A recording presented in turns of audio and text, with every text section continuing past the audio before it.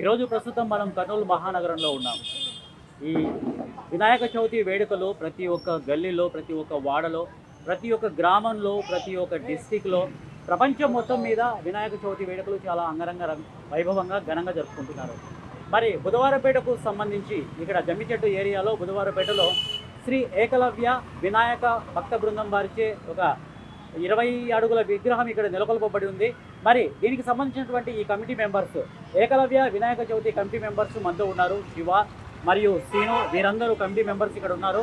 వారిని అడిగి తెలుసుకుందాం మనము. ఈ విగ్రహం యొక్క ప్రతిష్ట ఏ విధంగా జరిగింది, ఏ విధంగా నెలకొల్పారు, ఎన్ని ఇయర్స్ నుంచి ఇక్కడ ఈ విగ్రహాన్ని నెలకొల్పుతూ వస్తున్నారు. సో చాలా దాదాపుగా నాకు తెలిసి ఇది ఒక 40 ఏళ్ళ చరిత్ర కలిగినటువంటి ప్రదేశంగా చెప్పుకోవచ్చు. అంటే దాదాపుగా నేను ఇక్కడ చూసినటువంటిది అంటే ఇక్కడ ఒక వినికిడి ఉంది. దాదాపుగా 40 ఏళ్ళ నుంచి ఇక్కడ ప్రసిద్ధి చెందింది. ఇక్కడ ప్రతి ఒక్క సంవత్సరం 40 ఏళ్ళ నుంచి విగ్రహం ప్రతిష్ఠిస్తూ వస్తున్నారు ఈ కమిటీ మెంబర్స్ తరఫు నుంచి.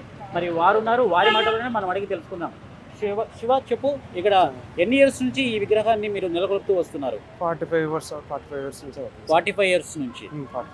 తర్వాత దాదాపుగా ఈ గణేష్ నిమజ్జనానికి సంబంధించినటువంటి ప్రతిరోజు అంటే వినాయక చవితి వేడుకలు ఏవైతే మొదలైనాయో ఆ రోజు నుంచి ప్రతి ఒక్క రోజు ఒక విశేష దినంగా మనం చూసుకుంటాం.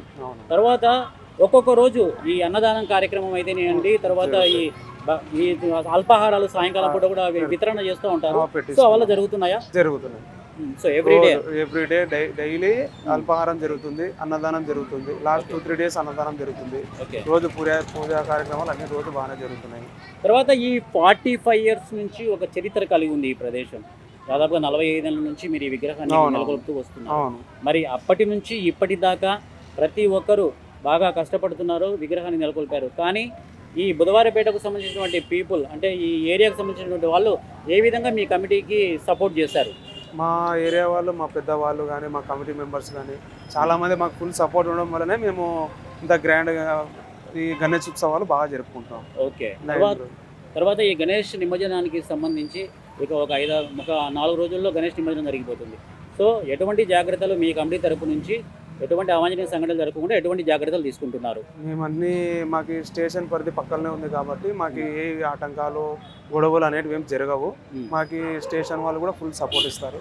మా ఏరియా వాళ్ళు కూడా ఫుల్ సపోర్ట్ మీద ఉండి అంతా కమిటీ ద్వారా నుంచి బాగా ఫ్రీగా కంఫర్టబుల్గా వెళ్ళిపోతాం మేము మధ్యన. అదే దాదాపుగా 45 ఇయర్స్ నుంచి గణేష్ని నెలకొల్పుకుంటూ వస్తున్నారు.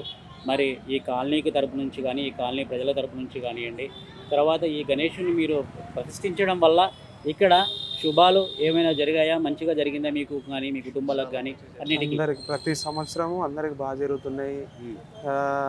చాలా చాలా అందరికైతే బాగానే జరుగుతున్నాయి.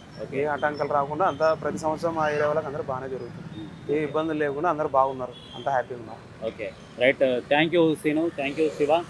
సో ఇది అండి ఈరోజు మనము ఈ బుధవారపేటకు సంబంధించి ఏకలవ్య వినాయక భక్త బృందం వారికి నెలకొల్పినటువంటి ఈ 23 అడుగుల విగ్రహాన్ని మనం చూసాము. సో ఏ విధంగా ఇక్కడ పూజలు జరిగాయి, గణేష్ నిమజ్జనానికి ఇంకా తయారవబోతోంది, గణేష్ గంగమ్మ ఒడిలో తేన తీరబోతున్నాడు వినాయకుడు మరి కొన్ని రోజుల్లో.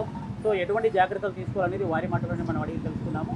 సో ఇది ఏకలవ్య భక్త బృందం వారిచే నిర్మించబడినటువంటి ఈ వినాయకుడి విగ్రహానికి సంబంధించినటువంటి డీటెయిల్స్.